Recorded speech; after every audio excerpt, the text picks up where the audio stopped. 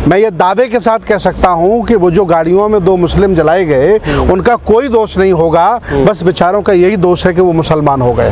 तकलीफ इन्हें मुसलमान होने से है, तकलीफ इन्हें हरे रंग से है। ये भारत को तबाह करना चाहते हैं, ये बाहरी लोग हैं, ये विदेशी लोग हैं, इसलिए भारत से नफरत करते हैं। संविधान को ताक में रखकर इस तरह की वारदात होती है और उसके बाद खुली चुनौती प्रशासन को दी जाती है, क्या कहना चाहते हैं सर? देखिए, जहाँ जहाँ ये आडंबरी लोग, अभिमानी लोग, घमंडी लोग तथाकथित अपने आप को हिंदू धर्म का ठेकेदार बताते हैं और ज़बरदस्ती SC OBC माइनॉरिटी पर अपना धर्म थोपते हैं, इनको जहाँ जहाँ सरकार चलाने का मौका मिला है ये सबसे पहले मुसलमानों से ही नफरत फैलाते हैं। मैं ये दावे के साथ कह सकता हूँ कि वो जो गाड़ियों में 2 मुस्लिम जलाए गए उनका कोई दोष नहीं होगा, बस बेचारों का यही दोष है कि वो मुसलमान हो गए। इसके अलावा कोई दोष नहीं उनका हो सकता है। ये 80-20 करके चुनाव जीत ले रहे हैं, SC OBC को लोग पटा ले रहे हैं। ये लोग पागल लोग हैं, इनके समझ में आता नहीं कि कहाँ वोट डालना चाहिए, और मुसलमानों से भय दिखा दे करके। देखिए, मुसलमान तो देश से जाने वाले नहीं है, ना उनका ये कुछ कर सकते हैं। 20 करोड़ मुसलमान हैं, लेकिन हाँ ऐसे वाला मुसलमानों से अपनी बेटी भी दे देते हैं। ये बड़े होशियार लोग हैं। ताज्जुब वाली बात है, पठान फिल्म में अकेला शाहरुख खान था और सारे 25-50 ब्राह्मण थे, अकेला शाहरुख खान का विरोध हो रहा था। सोचिए आप, तकलीफ इन्हें मुसलमान होने से है, तकलीफ इन्हें हरे रंग से है, तकलीफ अलग कल्चर से है। ये देश अलग रंगों का है, अलग संस्कृति का है, किसी की औकात नहीं है कि एक रंग में रंग ले। और मेरा रंग इन्होंने चुरा लिया है। ये जो भगवा रंग है ना, ये मेरा है, ये बुद्ध का रंग है, इन चोरों ने चुरा लिया है। इस पर भी हम FIR करने वाले हैं और सुप्रीम कोर्ट में केस करेंगे। चंद्रचूड़ जी आजकल बढ़िया काम कर रहे हैं, आंखें दिखा रहे हैं सरकार को। तो मैं उनसे कहूँगा कि पहले मेरा रंग जो इन्होंने चुरा लिया है वो मुझे दिलवाइए। पर जिस तरह से जो महापंचायत, हिंदू महापंचायत, और ये पहली बार नहीं है, इससे पहले ही बलात्कारियों के आरोपी जो हैं उनके समर्थन में रैलियां, सभाएं, तिरंगा यात्राएं निकली हैं। अब उन्होंने ये तक कह दिया कि पुलिस अपने पैर नहीं बचा पाएगी, अपने पैरों पर वापस नहीं जा पाएगी। देखिए, ये कार्रवाई क्यों नहीं हो रही? देखिए, ये किसी भी कारण से ऐसा करेंगे कि जो हिंदू नाम के पीछे लगा उसे बचाएंगे, और जहाँ जहाँ इनकी सरकारें हैं वहाँ यही कर रहे हैं। गुजरात में तो रेपिस्ट लोगों को सजा से पहले छोड़ दिया जाता है और उनको फूल मालाओं से स्वागत किया जाता है। ऐसा कहीं होता है? चाहे जो जुर्म करे, चाहे हिंदू हो, मुसलमान हो, बौद्ध हो, ईसाई हो, उसे सजा मिलनी चाहिए। लेकिन जाति के आधार पर, धर्म के आधार पर उसे बचाया जाए, ये संविधान के खिलाफ है, ये मानवता के खिलाफ है। मैं इसका विरोध करता हूँ और करता रहूँगा। क्या इसके पीछे ये वजह लग रही है, जिस तरह का माहौल है ये हिंदू राष्ट्र का, और आरोपियों के समर्थन में खड़े हो जाना, और जो मुख्य आरोपी है मोनू मानेसर, उसकी तस्वीरें गृह मंत्री के साथ हैं, अनुराग ठाकुर जी के साथ हैं, तमाम ऐसी तस्वीरें भी आई हैं। इनके जितने डकैत हैं, जितने गुंडे हैं, ये रात में सभी नेताओं से मिलते हैं और नेताओं से इनको गाइडलाइन मिलती है कि आज आपको कौन सा कांड करना है। ये सब मिली भगत है इनकी भाई, मिलजुल करके संयुक्त अपना पूरा लूट बचाए है पूरे भारत को।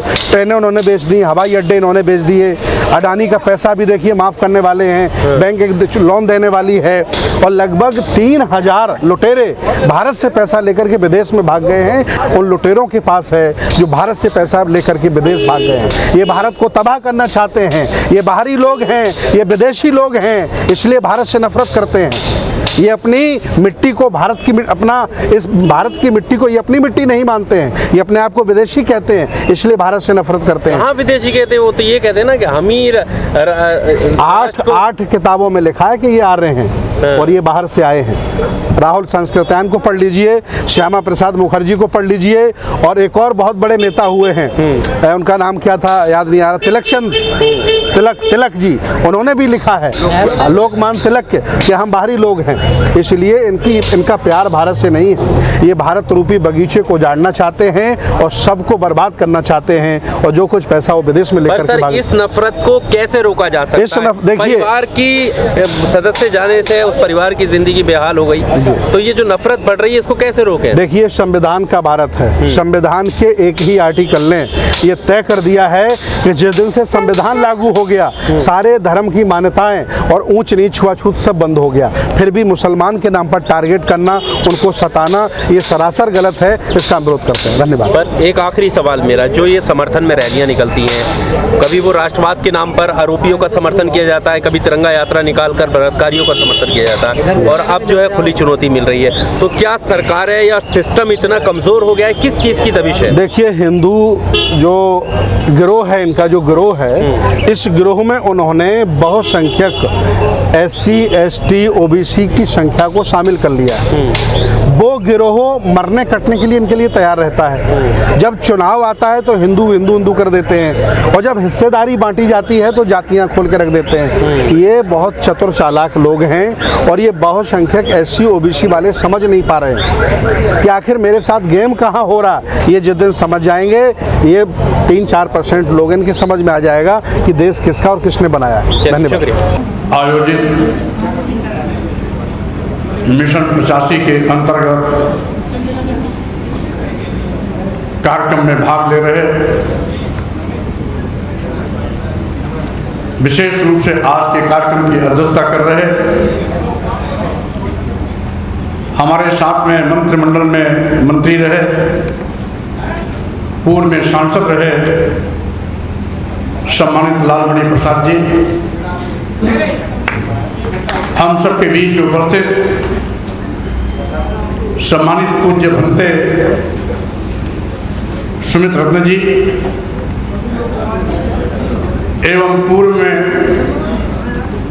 IAS अधिकारी रहे सम्मानित कमल किशोर कठेरिया जी, अभी आपको संबोधित कर रहे थे हमारे पुराने साथी डॉक्टर SN गौतम जी,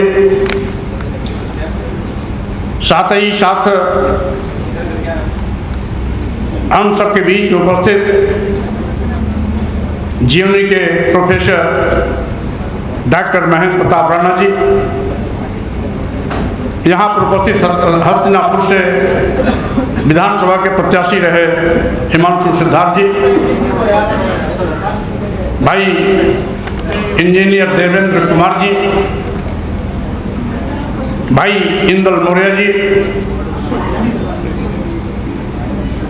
नौजवान साथी बहुत ही कर्मठ समाज सेवी अजय मौर्य जी, कार्यक्रम के मुख्य आयोजक और संचालन कर रहे हमारे सम्मानित साथी विनोद जी, और साथ ही साथ हम सबके बीच में उपस्थित सम्मानित साथी देवेश श्रीवास्तव जी, पूर्व में चेयरमैन रहे महाकार सैनी जी, आपके बीच में शुरुआती दौर में ही बोल चुकी हैं सम्मानित राजबाला सैनी जी, हमारे नौजवान साथी भाई पंकज सैनी जी,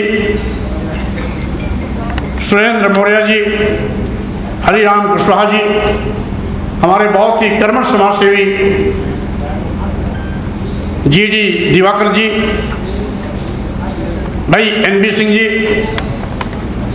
यहाँ पर उपस्थित सभी हमारे सम्मानित साथियों, भाइयों, बहनों, नौजवान साथियों, पत्रकार बंधु, जैसा कि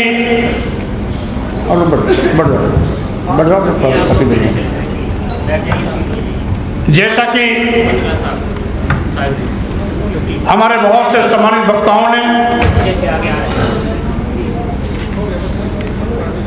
अपनी बातें विस्तार से रखी हैं,